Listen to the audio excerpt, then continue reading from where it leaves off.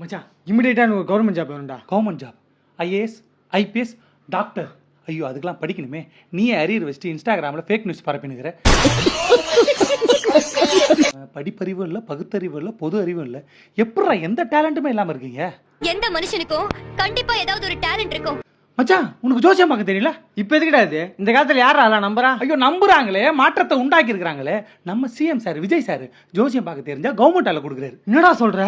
ஆமாண்டா, ஆல்ரெடி ஜோசியம் பார்க்குற ஒரு அக்காவுக்கு சீட்டு கொடுத்து எம்எல்ஏ ஆக்கியிருக்கிறாரு. அவர் கூட இருக்கிற ஜோசியக்காருக்கு திடீர்னு ஒரு அப்பாயின்மெண்ட் ஆர்டர் கொடுத்து சிறப்பு அதிகாரி ஆகிட்டாரு.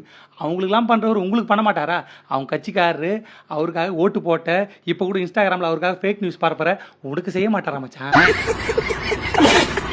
ஐயோ வசியம் பண்ற மந்திரம்லாம் மறந்து போயிடுச்சு மச்சான். அந்த இன்டர்வியூ நான் எடுக்கிற இன்டர்வியூ அடுத்த சிஎம் யாரு? விஜயண்ணா தான். Super, you are selected.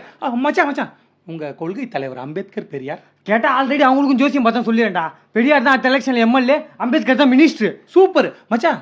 அந்த ஹார்ட் அட்டாக் மந்திரம் ஓம் புஷ்பராய நமக. தோம் புஷ்பராய நமக, தோம் புஷ்பராய நமக.